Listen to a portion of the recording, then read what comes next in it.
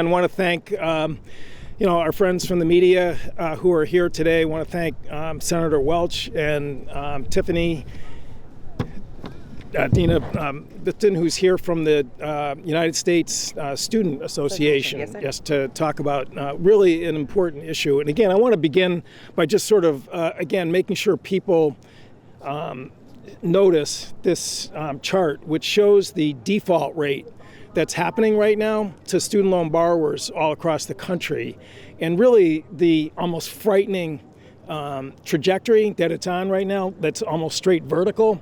Again, that little red box that is on the chart was basically put in terms of April's numbers. So we already still have about 2 or 3 months of new defaults, which every student loan expert out there knows is that those numbers are going up, not down. And so, this issue, when we talk about affordability for Americans, which is obviously uppermost in terms of people's minds, really has to be, if not added to the list, but almost pushed pretty darn close to the top of the list, because that's about 9 million student loan borrowers there out of the 42 million nationally. Again, we're in uncharted territory in terms of the numbers of people in default. And as I said, the trajectory is not encouraging at all. That's right. But in terms of affordability, if you're in default of a student of a loan obligation, really of almost any sort, it just absolutely crushes your credit rating and really, just will handcuff particularly young Americans who, again, are at a critical point in their lives in terms of, starting a career, starting a family, maybe buying a home. I mean, you name it. And being in default, as anyone knows who's been, sort of exposed to that, is really tough stuff. So it's time really that this issue, as I said, be added and highlighted in terms of the issue of affordability. And that we really, I think, need to come up with some new, fresh ideas in terms of ways to, make sure that this group of legacy student loan borrowers get critical help, but also new student loan borrowers. So if you look forward to this fall, undergraduates are going to be paying 6.5% under the existing Stafford student loan formula, which is the 10% Treasury notes plus 2 points. And that, again, was already calculated for this coming academic year. And so that's 6.5%. Undergraduates pay the lowest rates. Graduate students pay even higher, and Parent Plus pays even higher than graduate students. So, we, again, not only in terms of defaults, but also in terms of interest rates, are at a place where we're really at record levels. And as I said, it's time to come up with a different approach. Peter Welch, Senator Welch, who's here, and former colleague from the House, and I introduced bicameral legislation to really, again, reset this issue, to sort of raise fundamental questions by proposing to eliminate student loan interest across the board for legacy borrowers who are in that chart, but also for new students who, again, are matriculating at colleges and universities all across the country. It's important to remember that student loan interest is paid directly into the United States Treasury. It is actually a windfall for the federal government because you're paying, obviously, on top of principal balance when you make those monthly payments. And, again, I think for a lot of people, there's a sort of threshold question is why are people who, again, are pretty critical moments in their lives, struggling economically, actually paying into a windfall for the federal government. And number two, the question is just, if we're trying to sort of reset the program, we should at least start there, where interest is eliminated from the system. As we have heard from constituents year in and year out, the frightening aspect about interest is that if you're in a student loan repayment program where interest is suspended, that interest doesn't go away in terms of the loan balance that people own. And in fact, it capitalizes. So you have situations, and we have letters from constituents in Eastern Connecticut, where they actually owe more on interest than they do on the principal balance. And that by the time that they're really getting, where they're in their 50s, sometimes 60s, they're realizing they're almost hopelessly trapped in a system that, again, because of interest recapitalization, is really, as I said, just turning this program into really almost a monster financially for people. So our bill would eliminate the student loan interest. It would apply to people who are paying today to allow them to refinance down their loans. It certainly would apply also to new students. That has always been an issue that we've had to struggle with in the past about cutting interest rates, and we passed a bill, the College Cost Reduction Act, back in 2007 when we were freshmen. There's an offset, there's a pay for that you have to deal with. Our bill addresses that point by setting up a system at the Department of Education or the Department of Treasury, who's ever in charge, where those principal balance payments would go into a trust fund.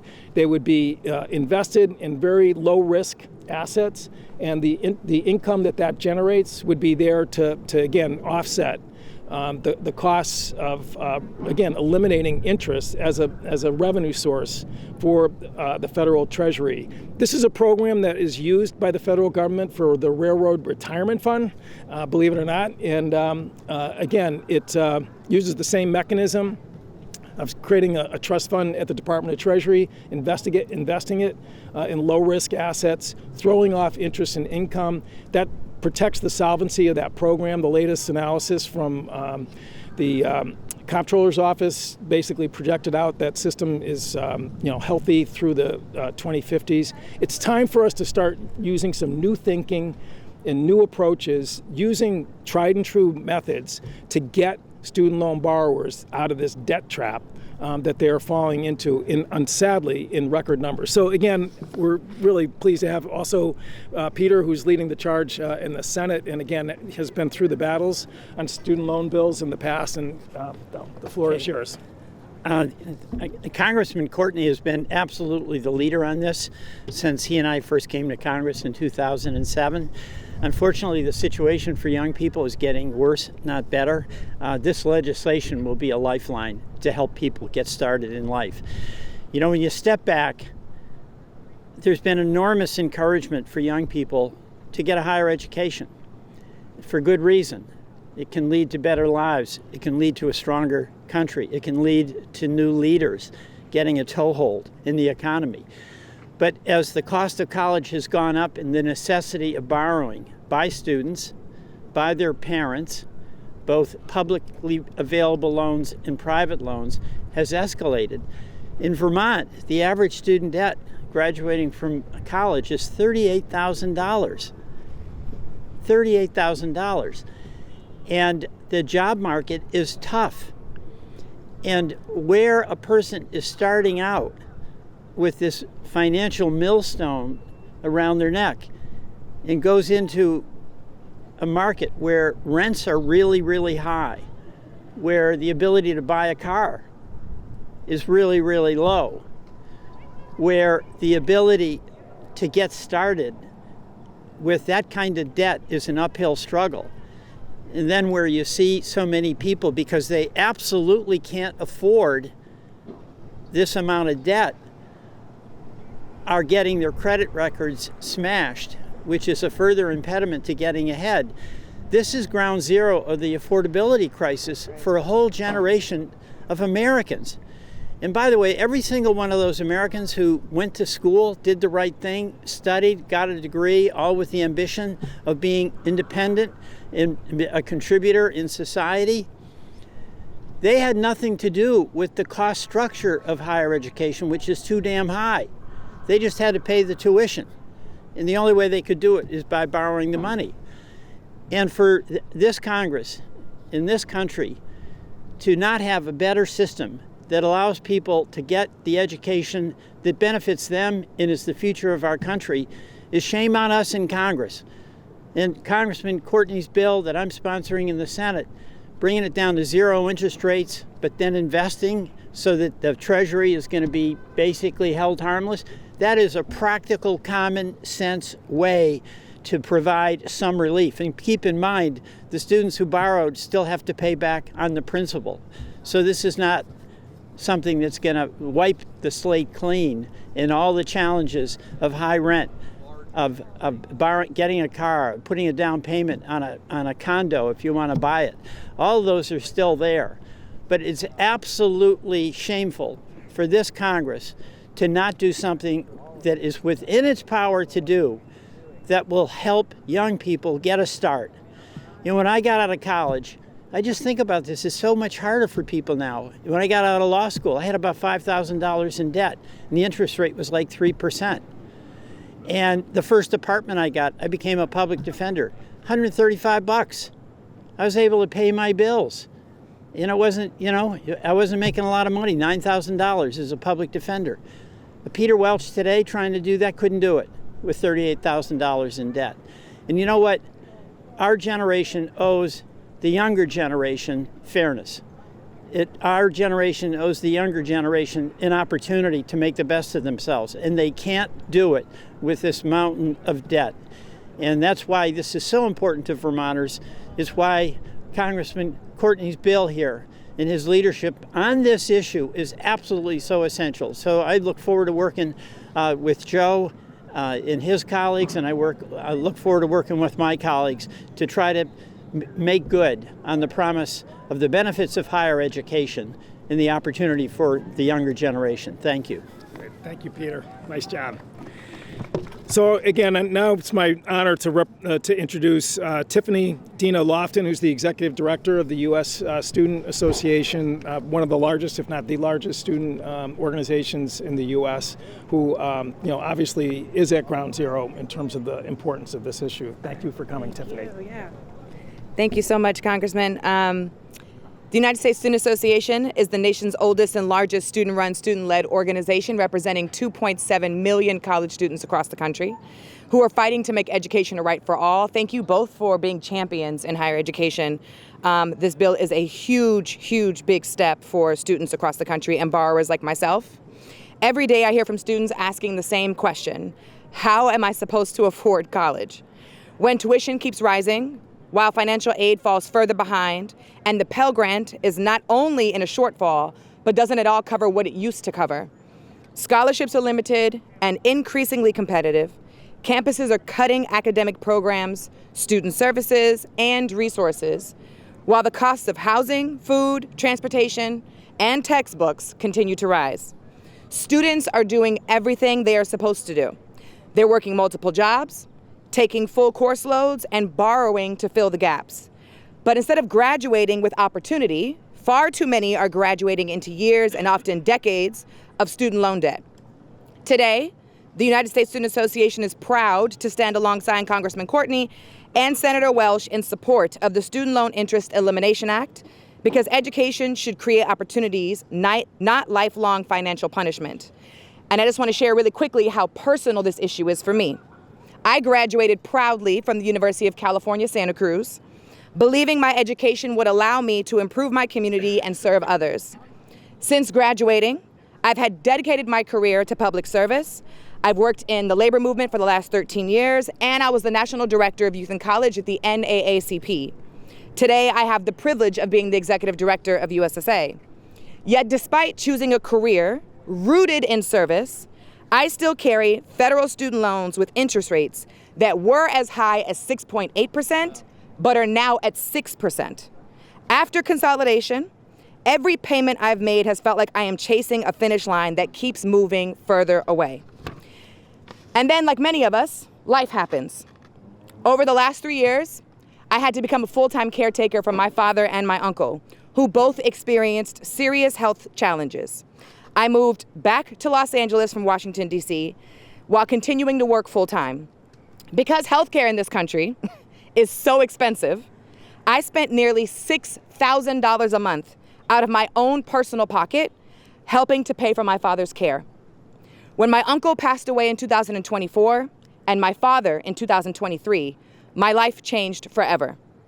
I had to make impossible choices. Do I pay my student loans, or do I take out and take care for my family? I chose my family. And I would make that choice every single time. But choosing my family came with consequences.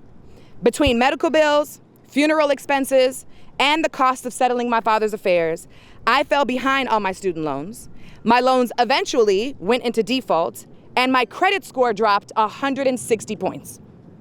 No one should have to choose between caring for their family and their loved ones and protecting their financial future. And my story is not unique. It's the story of millions of Americans whose lives don't fit neatly into repayment calculators. Illnesses happen. Caregiving happens. Job loss happens. Death happens. Right now, too many borrowers feel like they're renting their student loans instead of paying them off. They make payment after payment, but their balance barely moves because interest rates keep getting in the way. And this bill can change all of that. Every payment can be progress to an end. This is a real solution to a big problem. I agree with Congressmember, it is a start to a big problem. Instead of watching balances grow despite making payments, every dollar we pay would go towards reducing what we actually borrowed. That means real progress to becoming debt-free. And this bill is not just about people like me, it also ensures that future students, who USSA currently represents, who take out student loans won't begin adulthood buried under their interest. The next generation deserves a better system, the one that millennials like myself inherited.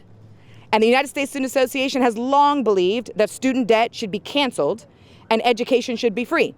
Students should never have to mortgage their futures simply to earn an education. There has been a student-led movement for years, and they will continue the fight for that vision. But while we continue that fight, borrowers need relief right now. So if Congress is going to act, we need to relieve borrowers who are repaying their loans. The very least that we can do is stop charging them interest. The federal government should not profit from students trying to get an education. So on behalf of the United States Student Association, we're proud to support this legislation. Thank you again to the leadership. Thanks, Stephanie. Your partnership in this fight means the world because students deserve more than a lifetime of interest payments. They deserve the freedom to build careers, care for their families, buy homes, start families and businesses, and give back to their communities without student debt standing in the way. Thank you so much. Nice job. Thank you, sir. Yeah, that's great. Yeah. Thank you. Yeah. No, I don't know if any questions from any of the press here, or we'll stick. Yes, ma'am. It's actually my dad's fingerprint. So that's a great question. Last year, H.R. 1, the One Big Beautiful Bill, was passed, and unfortunately, I think that took higher education and student loans in the wrong direction by capping the Stafford program arbitrarily, regardless of what type of skill or curriculum a student is pursuing. They've already been backpedaling on that issue because of what the harm to nurses and other healthcare professionals would suffer from because of H.R. 1. A few weeks ago, a number of House Republicans introduced their own bill to just sort of cut the rates to 2%. Again, there was no mechanism, though, to sort of deal with a sustainable way financially to pay for that, unlike our bill, which is, using, again, I think, tried and true methods to come up with a sustainable way to get rid of interest entirely. So, to me, that shows that even though H.R. 1, was totally tone deaf, to the problems of student loan borrowers, the fact that now with an election fast approaching, and that chart from Bloomberg that shows what's happening out there, that people are starting to feel the heat, that this issue has to be addressed. So we welcome, their interest in it, but we think we have the better proposal, and we, again, as a foundation to deal with the larger issue overall.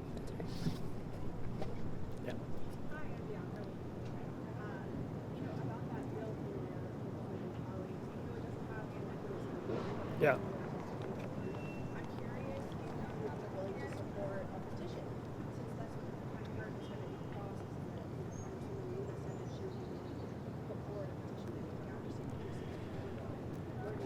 So the problem is, again, this was a bill that was done completely in isolation. There was no consultation with, people on our side of the aisle. Honestly, there was no consultation with the Education and Workforce Committee, which I'm a member of. As I said, I've been through the rodeos here, as has Peter. Again, College Cost Reduction Act, the Student Loan Certainty Act, which was signed by President Obama. Both of those bills actually had pay-fors and offsets as a way of, again, creating a multi-year benefit that was there, which at this point it is long overdue to revisit. Again, I think they should come and support our bill, because ours is actually fiscally more responsible, which would normally be a Republican priority.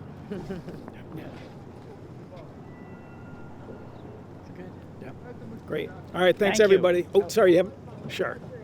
With the Department of Education, or this administration rather, trying to transfer the responsibility of student loans over to the Department of Treasury, I guess this legislation respond to that potential change. Are there being any hurdles because of the transfer of responsibility? Yeah, so the bill as drafted assumes the Department of Education is in place, which is not a wild assumption. I mean, it's still by law. They haven't repealed the 1979 law that created the Department of Education.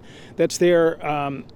And I think, honestly, people who are close observers of that transfer to Treasury are very concerned because the collection methods of the Department of Treasury for people who are in default and other programs that they administer is a much harsher, rougher process that's there, where DOE at least tried to deal with ways for borrowers to get basically reestablished and out of default that's there. But having said that, the funds that we're proposing to create would actually be in the Department of Treasury, just like the Railroad Retirement Fund is. That's a Treasury Department trust fund that was created there. So, again, I still think the DOE is the better steward of these programs, but even if they are kind of reestablished, insanity prevails in terms of these spin-offs that they're doing right now, we're still going to need Treasury's involvement in terms of making this legislation operate. Great. All right. Thanks, everybody. Thank you. All right.